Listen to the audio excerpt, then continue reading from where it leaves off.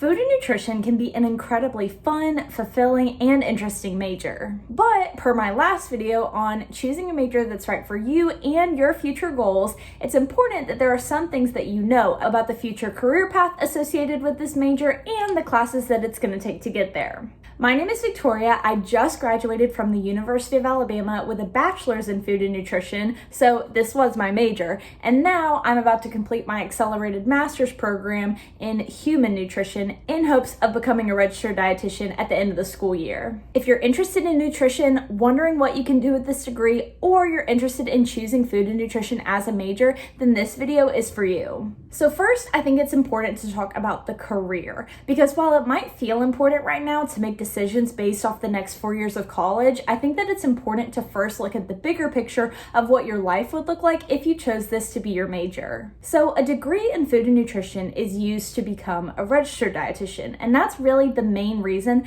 that people would pursue this. The only other career paths that I could really think of, and I would also double check this, is maybe if you wanted to be pre-med or if you wanted to pursue being a physician's assistant, but besides that, I'm not really sure what all else you can do with a food and nutrition degree.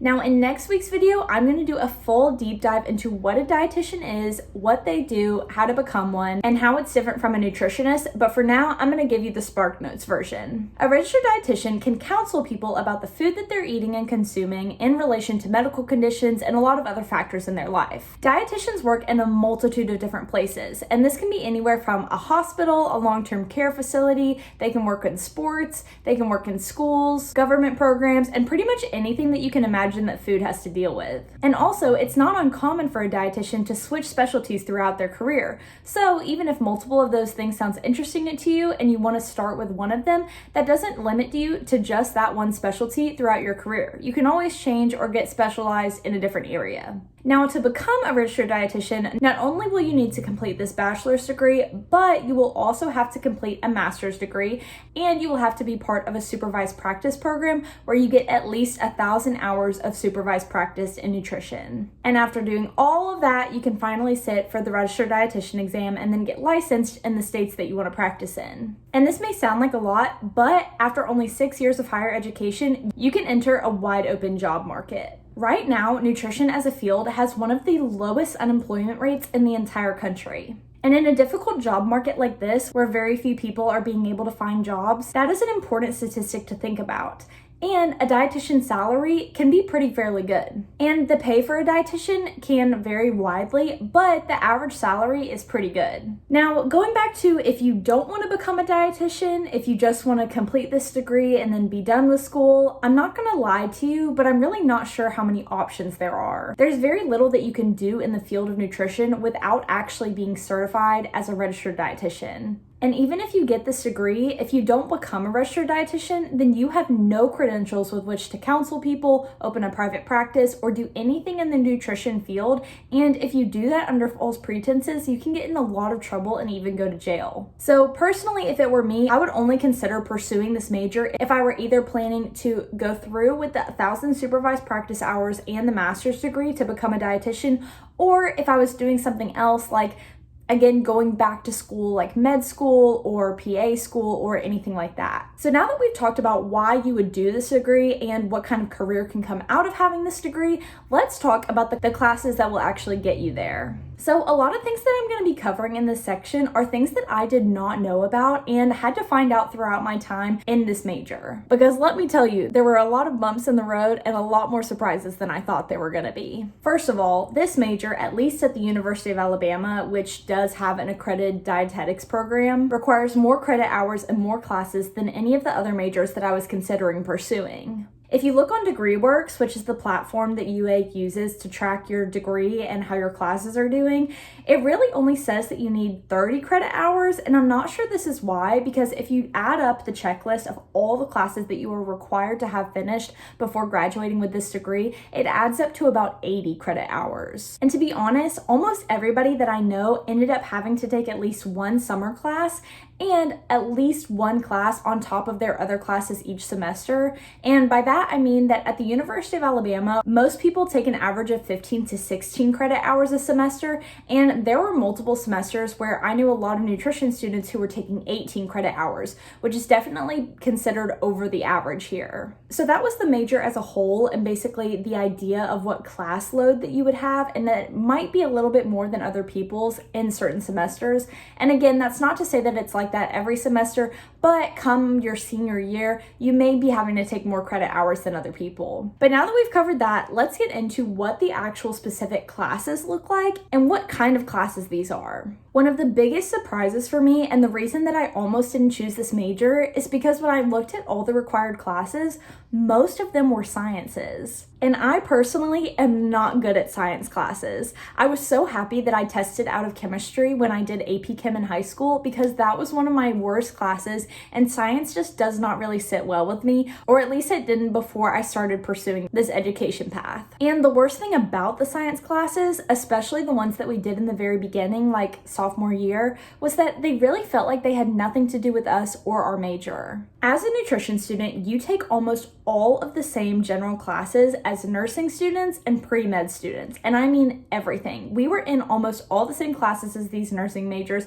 and we really got to know them well because of it. I remember being so frustrated because we had to go through all the way through Anatomy 1, where we had to memorize every single tendon, ligament, bone, muscle, everything in your entire body. We had to know so much. We had to do labs just so we could get to a small chapter in Anatomy 2, which was the class after that. So we had to take Anatomy 1 and Anatomy 2 just for one singular chapter in Anatomy 2 on digestion. And yes, the digestive tract is incredibly important to know about, especially if you're going to become a dietitian.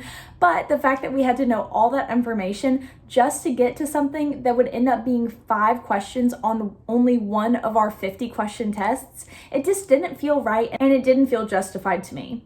But I digress. It is important to know all about the human body. And again, if you are doing the food and nutrition path to become a doctor or on the pre-med track or something like that, then this could be helpful. But that is something that I would definitely warn about, is that you are going to have a lot of science classes that you may not even resonate with as being part of nutrition. Additionally, as I mentioned, most of the science classes that we had to take came with labs, which was extra credits and an extra class on top of everything else, which meant that we would have to go to a lecture or a couple lectures every week for that class, and then we would have to go to an extra lab where we would do actual physical experiments about it. Some examples of other general sciences that kind of scared me away were microbiology in man, chemistry, and organic chemistry. And let me tell you, organic chemistry is one of the scariest beasts that I've ever faced. And if I can do it, I promise you that you can do it and get through it. And if you ask me why we had to take that for nutrition, again, I know that there's a lot of molecular components to food and particles and all of those types of things.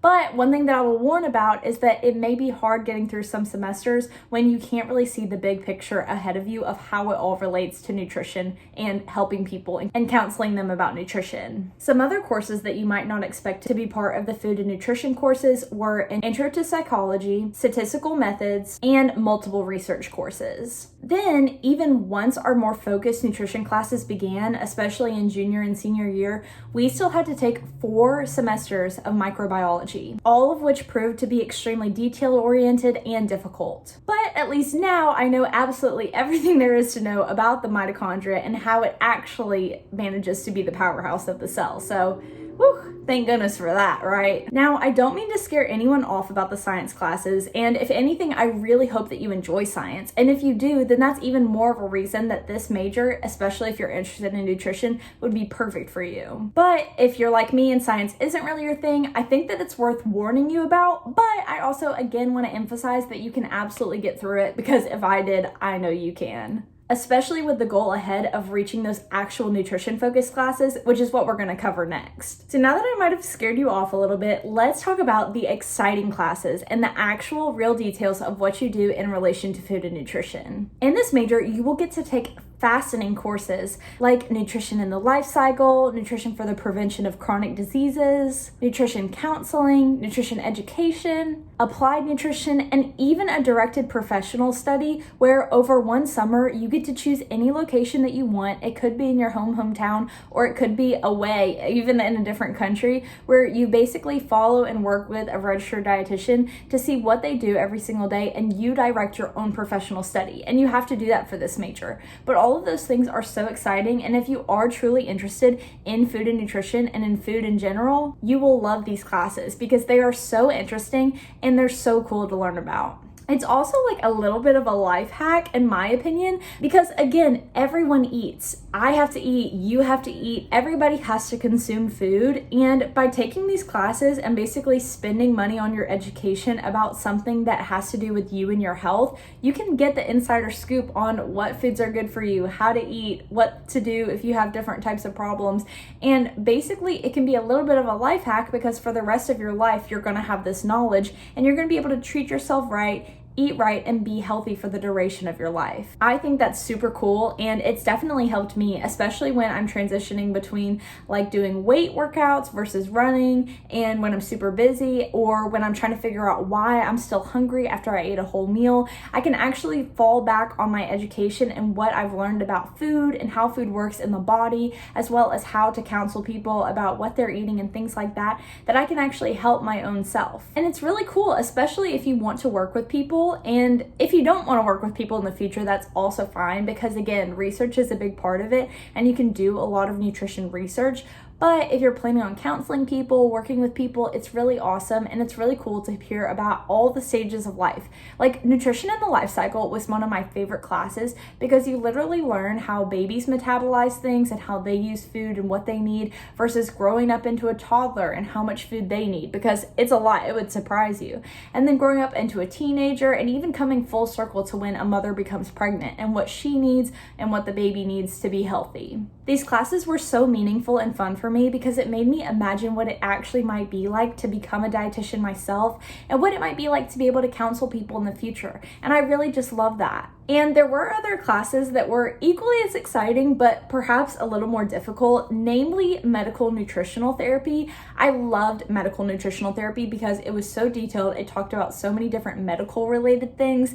And again, if you're planning on like wanting to be a doctor or a physician's assistant or something like this, that might be cool and interesting for you. But we basically learned about how a dietitian would fit into a hospital setting and how they would help people who are maybe about to go into surgery or who just got out of surgery, and basically teaching that person how to take care of themselves in post-surgery and after that. We also learned things about how different medications can react with different types of food and how to counsel people in different situations of all different medical types, which was really awesome. Medical nutrition therapy will also align very closely with what you'd actually be doing in a supervised practice program, because you do have to do like clinical hours. So it's cool to get to see that information that you learn in class actually transfer into working with actual patients once you're being supervised under another dietitian. Another similar class that you'll also see directly transferred into your supervised practice hours is food service. And food service is definitely an interesting one, and not one that I would have pegged for nutrition. And you would think it would make sense because food service, you know, serving food to people and basically learning how an operation works. It's a lot of behind the scenes things that I never would have imagined. I mean, we took one class that was all about calculating how to, you know, receive a package, what to do if the package isn't good enough, if the food is rotten or messed up, and then how you contact the person who sent you the food, and things that you never would have thought that you would have to take a class on that. And because I'm lousy at math, I didn't do very good in that class, but it actually is a big part of being a dietitian, and food service is actually a big part of the final exam. And other things that you have to know for it is you have to get ServSafe certified, and if you ever worked at a restaurant or something, you've probably had to get ServSafe certified. So it's a whole process, and we all take the exam together and we study for the whole semester. And you also actually have to do real-time time working in food service. So one class that we did, which was even before our rotation started, before I got into my coordinated program, when I was still just a bachelor student, we had to do a food service class that was, lovingly termed lunch lady, because we all had to go every single week to a school around Tuscaloosa. Mine was a middle school, and we spent the day making food and serving it at lunch for all of the students. So we worked with the other cafeteria workers, and I'll tell you, that was not the most glamorous job, nor was it exactly what I was hoping to do or exactly thinking that we were going to do. But we made the most out of the situation. The ladies that we worked with were actually incredibly nice. They were so fun to be around, and we actually had a lot of fun that semester, even though we were just making pizzas all day and then serving them to the kids. But it's just kind of, you got to roll with the punches and go with the flow. I mean, that was kind of like the lab portion of that class too, because when we were actually sitting in lecture, we were learning how to plan events and things like that, which I also never thought that I would do as a nutrition major. And now that I'm in master levels classes, we are actually still learning about food service and how different lightings work in different areas, how operations are run, and how the management system works and flows. I mean, at this point, I feel like I could definitely run an entire kitchen or an entire food establishment. And maybe that's a little cocky, but we've taken enough classes, I feel like I could do it if I really had to. I mean, we even have to know every single spec that the health inspector is looking for. And one semester we actually had to go to multiple places in Tuscaloosa, multiple eating establishments, and ask to see their last health inspection sheet and go and look at all the things were wrong and if they had fixed them yet. And let me tell you, yes, that was uncomfortable to do with the firehouse subs worker, but did I do it? Yes, because it was for a grade and we had to show it for our class. And it's things like that that are funny, and that's how you really get to know your classmates, because it really does become a really small, like, tight-knit group of individuals, and all the girls in my program are just amazing. And those were the situations that we bonded through, having to do silly things like that, having to stand in the lunchroom all day with hair nets on and non-slip shoes, and that's really what makes it great, And food service aside, the food and nutrition major has proven to be a great one, and legitimately, not only are the students amazing, but the professors as well. I mean, comparing my personal experience with the experience of my friends in different colleges and different majors, I don't know anyone who has as good as a staff as the Human Environmental Sciences nutrition staff here at the University of Alabama. I mean, we just have top tier professors who are always willing to hear you out, always willing to work with you, and who always want to help out. And that is so encouraging and so helpful. I mean, after almost every single one of my tests, I talk to my professors, they hear me out, and they're just so wonderful. And I couldn't be more thankful to be in a major with professors like that, because I feel like it's genuinely really rare. Now, let's just go over a few more things that I would think about and seriously consider before choosing food and nutrition as a major.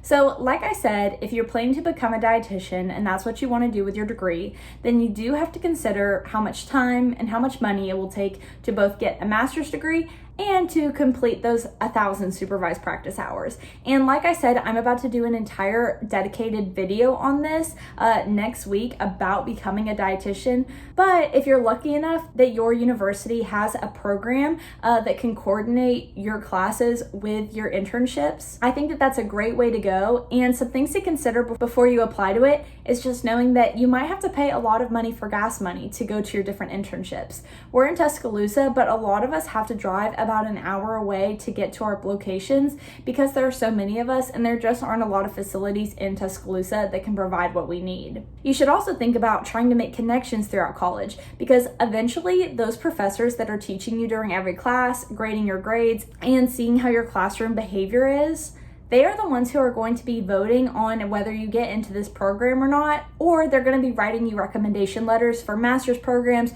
or other programs like that. So I definitely think that maintaining relationships with professors is one of the most important things, and you should definitely keep in mind going to office hours consistently and things like that. The other thing that you should look into is whether your university is actually certified with the Academy of Nutrition and Dietetics for their nutrition program, because the Academy does have certain programs at certain universities that are actually certified where you could actually go to get into a CP program or DPD program post-bac. or after you finish your bachelor's degree. If your university is not accredited, then you may want to talk to an advisor about whether it would even be smart to enroll in a food and nutrition type degree at that university, if it likely will be very difficult to become a dietitian afterwards. Or maybe if you're in high school right now and you are applying to colleges, you might go ahead and look and see if they have accredited nutrition programs, because if you're really interested in nutrition, then that would be a really big thing to look for when applying to colleges and looking for places that you might actually want to go for the next 4 years. So if you're interested in nutrition or thinking about choosing it as a major, I really hope that this video was helpful